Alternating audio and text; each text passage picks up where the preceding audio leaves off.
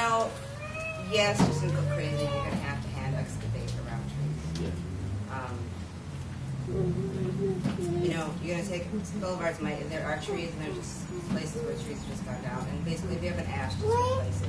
It's gonna go down. It's like 100% mortality. I put something else in. Yeah, you have to hand do it, but it's surprising if you can work in there. Like, okay, the best time a lot of times to pull things or to when it's a day after it's rained or to wet an area down and loosen it up. You know, but you know, getting in there with a shovel or a narrow shovel, like a trenching shovel, a bunch of tools. Point of information. Minneapolis Park Board owns the trees on the boulevards, so we can't cut them down if they're ash. They are in charge. They own the trees. Oh, I know that, but what they like to do is have citizens be proactive and call and say, "Hey, I've got a small ash." You know, I work with the city foresters. It's worth it, but you know, just for the future, there's really nothing. Inoculation of boulevard is funny. I hate to say that. Everyone's got to expect to do these things. But there's also ways if it's a very grand, cool, valuable tree, the larger it gets, you can go in there and actually blow out the soil. But you'd have somebody to do it. There's many ways of doing it. Yeah. But get down as much as you can. Obviously, you don't cut these big roots, but just even making deep pockets in there and putting some mulch on it, it makes a difference just getting it below. Yeah, I've got around with mine. Cut damaged ones. I want to say a quick thing. Thank you for me, but I want to say you know, and everyone can feel free to check out if you need to, but we can. I just have a quick announcement. If there's someone who's got a blue Jeep, that has to move so that our truck, our semi can get out of the lot. Anybody hear that? Okay, I'm sorry. Yeah, I have a big umbrella concern about the healthiness of food that's grown in the city, given the air pollution and the soil pollution. And when I go to the farmer's market, it's supposed to all be organic, and there's people here who are like, yeah, right in the middle of this neighborhood next to the train track, and I'm doing all this organic stuff. But Megan said something about a place where the soil was found to have lead in it. That's the first time I've ever heard that it's possible to find out whether there's lead in your soil in your yard. So just a lot of questions around this. What plants? I mean, is it alchemy, or do plants actually convert things like lead? Just a lot of questions. There's a real quick. You can have the U of M will soil test your soil. It's pretty cheap. It's $20. I was going to say it's $15. That's for nutrition and that's for toxins. You pay an extra thing. It's $10 for your lead test. Yeah, but you get it pretty rapidly, and it's a pretty accurate test. Great, thank you. Is there a source for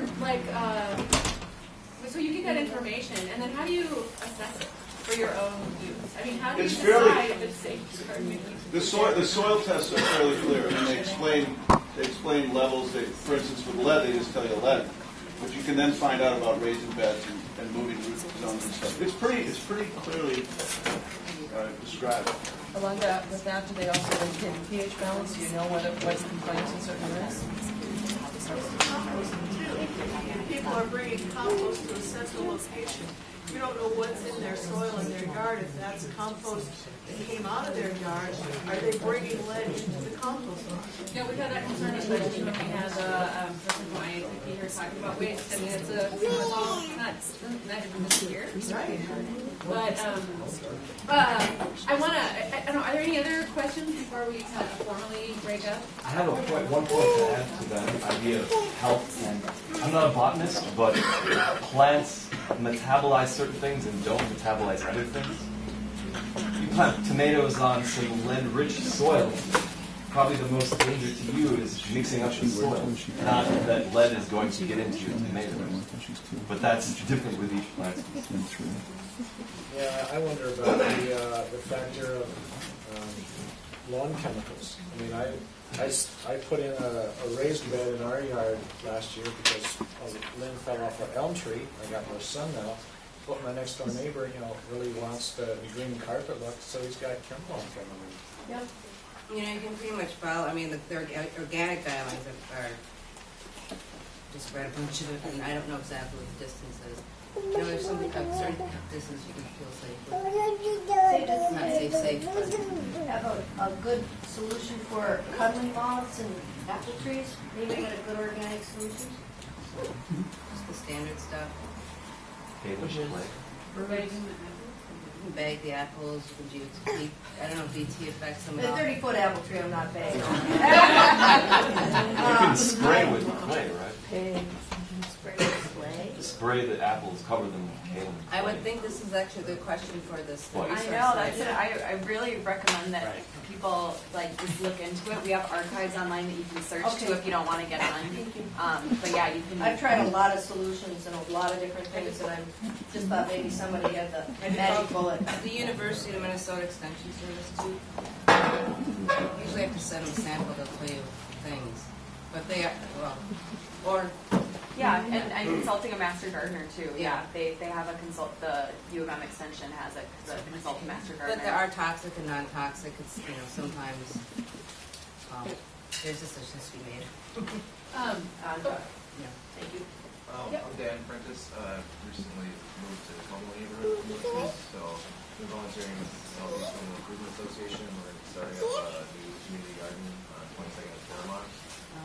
So I've just been volunteering, doing some research and looking for sourcing for building materials and stuff. So I don't know if you guys have any info on like the actual raised bed, raised bed gardening for the border.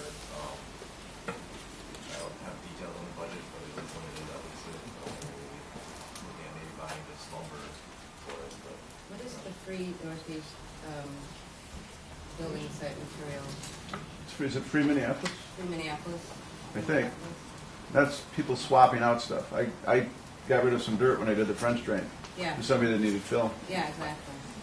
Put it out on the listserv. All questions. Listen, I have buildings sitting in my yard that you pick What was that listserv again? It's called ComGuard. Well, I really want to thank everyone for coming. I'm sorry we didn't have time for more questions. It's such a rich topic. I want to put in one last plug for the co-op. On April 16th, Saturday the 16th, we are having our annual Spring Ponder where we invite people to come in and do exactly that, ponder. And this year the topic is envisioning a cooperative community, and we're inviting existing co-ops from the big ones down to the little ones that are kind of solving economic needs and problems in our community. And then we're also going to invite people to kind of brainstorm about new kinds of micro co-ops we might do, and one that we've bandied about a lot is a commercial composting co-op, something that we might be able to put together. So, and there's a lot of kind of food production and food sustainability issues that we might be able to solve through co-ops. So I want to invite everyone to consider coming here and hearing more about how we can solve these problems, not just with a listserv, but with a co-op. So, and that's on 4:30. Am I right, board members? It'll be on our website. It is here. And another announcement, 1 week before that, Saturday, April 9th, Twin Cities Sustainable Communities Conference, organized by Alliance for Sustainability, happening at Central Lutheran Church downtown. I forgot to bring flyers for it, but it's all day. Just look online, afors.org. Saturday, April 9th. So it's the library and the gardening resource fair on the 2nd, the sustainable communities on the 9th, and the co-op. See you weekends. Can I make one quick announcement? Northeast Middle School musical tonight. So, 7 o'clock at Northeast Middle What School. musical is it? Alice in Wonderland. Cast of 82. Wow. That's a good question.